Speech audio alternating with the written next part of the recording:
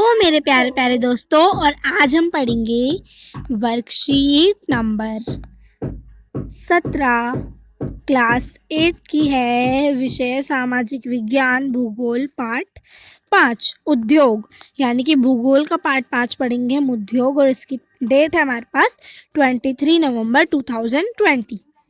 और इसका टॉपिक है आज आकार और स्वात्मिक के आधार पर उद्योगों का वर्गीकरण।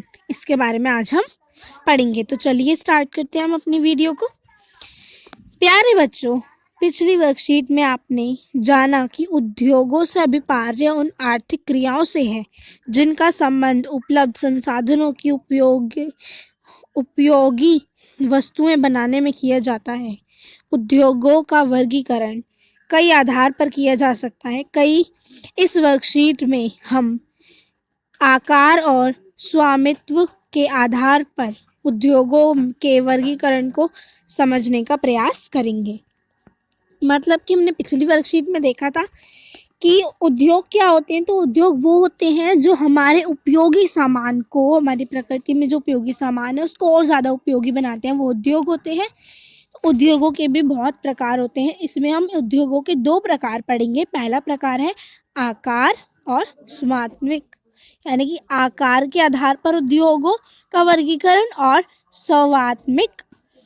स्वामित्व के आधार पर उद्योगों का वर्गीकरण। ठीक है, तो चलिए हम स्टार्ट करते हैं। उद्योगों के आकार का तात्पर्य निवेश की गई पूंजी, नियोजित लोगों की संख्या और उत्पादन की मात्रा से है। यानी कि निवेश की गई पूंजी का मतलब है कि जो हम पैसे उधर खर्च करते हैं, जितने पैसे हम उधर खर्च करते हैं वो, जो लोग उसको नियोजित करते हैं वो, और उत्पादन जो वहाँ का मिलता है लास्ट में, जिसे हम कहते हैं रिजल्ट, वो। तो आकार के आधार पर, मतलब कि जो उद्योग आकार ये जो हमारा आकार के आधार पर उद्योगों का वर्गीकरण था, उसका मतलब है जब हम पैसे दिए जाएंगे और उसमें लोग काम करेंगे और उसका उत्पादन होगा, उसको हम बोलेंगे आकार। आकार के आधार पर उद्योग को 2 भागों में विभाजित किया जा सकता है। यानी कि आकार के आधार पर उद्योग को 2 भागों में विभाजित किया जा सकता है। पहला लघु आकार के उद्योग और दूसरा वृहत आकार के उद्योग। लघु यानी कि छोटा और वृहत यानी कि बड़ा। तो कुटीर या घरेलू, कुटीर, घरेलू और लघु, ये तीनों एक ही वर्ड है, आप कुछ भी कह सकते हैं। तो कुटीर या घरेलू उद्योग छोटे पैमाने के उद्योग हैं जिसमें दस्तकारों के द्वारा उत्पादों का निर्माण हाथ से होता है, जैसे टोकरी की बुनाई, मिट्टी के बर्तन बनाना, गुड़ बनाना, साबुन बनाना, मोमबत्ती बनाना आदि। यानी कि ये जो है लघु आकार के उद्योग हैं, उसमें जो हम काम करते हैं वो हमारे हाथों द्वारा होता है, जैसे टोकरी बनाना, मिट्टी के बर्तन, गुड़ बनाना, साबुन, मोमबत्ती आदि सब बनाना। ठीक है, अब हम पढ़ते हैं बड़े पैमाने के उद्योग। तो बड़े पैमाने के उद्योगों में अधिक पूंजी और अधिक श्रमिक की आवश्यकता पड़ती है। यानी कि इसमें तो अभी ये लघु था तो इसमें कम लोगों की ज़रूरत थी, कम पैसों की ज़रूरत थी। लेकिन इसमें क्या होता है, अधिक पूंजी, अधिक पैसे चाहिए होते हैं और अधिक काम करने वाले लोग चाहिए होते हैं, यानी कि लेबर्स की आवश्यकता पड़ती है। ये उद्योग बड़ी मात्रा में वस्तुओं का उत्पादन करते हैं।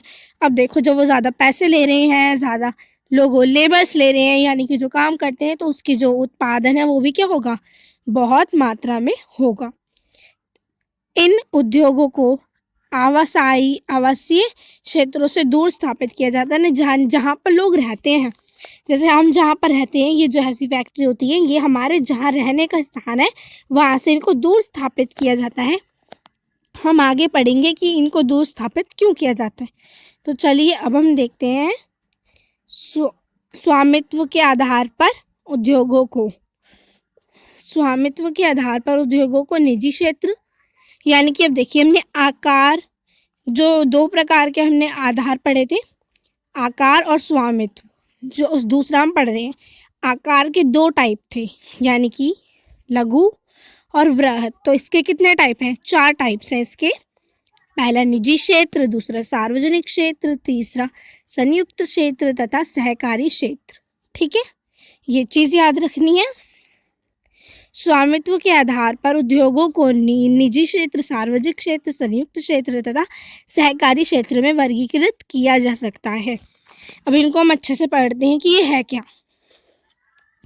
निजी क्षेत्र, निजी क्षेत्र के उद्योग का स्वामित्व और संचालन एक व्यक्ति या व्यक्तियों के समूह द्वारा होता है। यानी कि जो निजी क्षेत्र है वो एक व्यक्ति करता है संचालन या फिर व्यक्तियों के समूह द्वारा होता है, उसको हम बोलते हैं निजी क्षेत्र।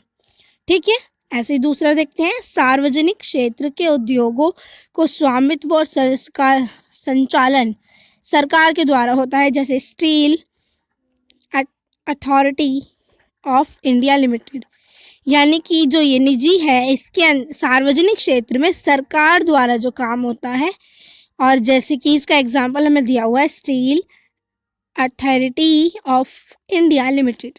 ठीक है, अब हम देखते हैं नेक्स्ट। संयुक्त क्षेत्र के उद्योगों का स्वामित्व और संचालन राज्य और व्यक्तियों के समूह द्वारा होता है। उदाहरण के लिए मारुति उद्योग लिमिटेड।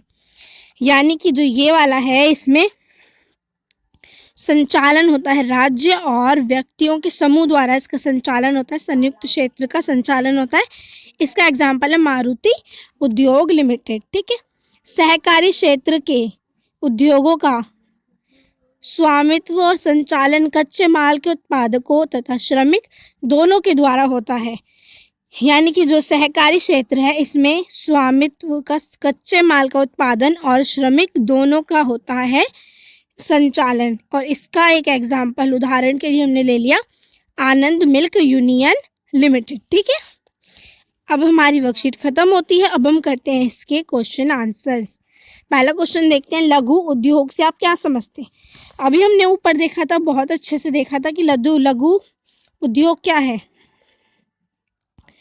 कुटीर या घरेलू या फिर लघु उद्योग, हम कुछ भी लिख सकते हैं। उद्योग छोटे पैमाने के उद्योग हैं जिसमें दस्तकारों के द्वारा उत्पादों का निर्माण हाथ से होता है, जैसे टोकरी की बुनाई, मिट्टी के बर्तन। ठीक है, तो आप इसका आंसर यहाँ से यहाँ तक ले लेंगे 1। ठीक है, कुटीर या घरेलू उद्योग छोटे पैमाने के उद्योग हैं जिसमें दस्तकारों के द्वारा उत्पादों का निर्माण हाथ से होता है, जैसे कुटीर की बुनाई, टोकरी की बुनाई, मिट्टी के बर्तन बनाना। अब हम देखते हैं क्वेश्चन नंबर 2। संयुक्त क्षेत्र और सहकारी क्षेत्र के उद्योग दोनों अंतर स्पष्ट करना है इन दोनों उद्योगों में। तो देखिए यहाँ पर इसका आंसर बहुत अच्छे से लिखा हुआ है, ये वाला कि संयुक्त क्षेत्र और सहकारी क्षेत्र, यह है आंसर नंबर 2। आप सभी इसको यहाँ से लिख लेंगे। अब हम करते हैं आंसर नंबर 3। घरेलू उद्योग से प्राप्त वस्तुओं की सूची बनाएं। यानी कि घरेलू उद्योग से प्राप्त हमें सूची बनानी है।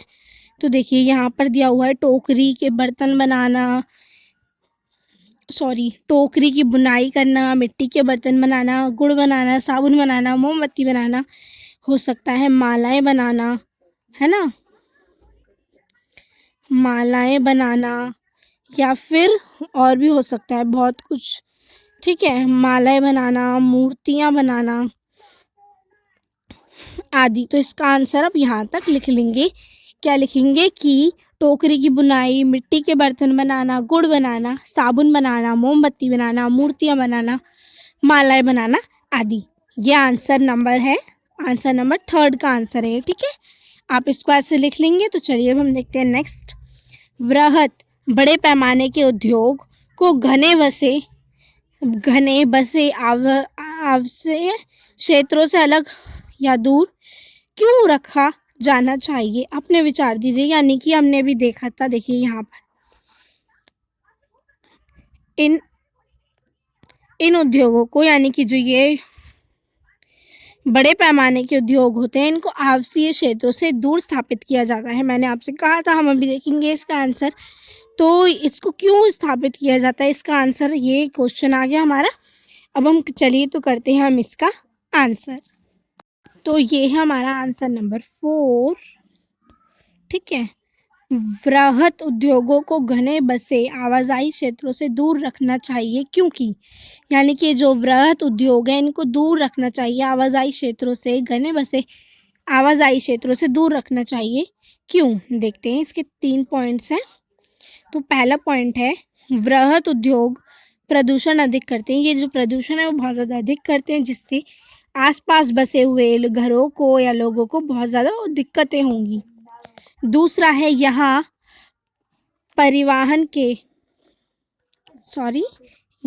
परिवहन के संसाधनों की आवाजाही भी अधिक रहती है।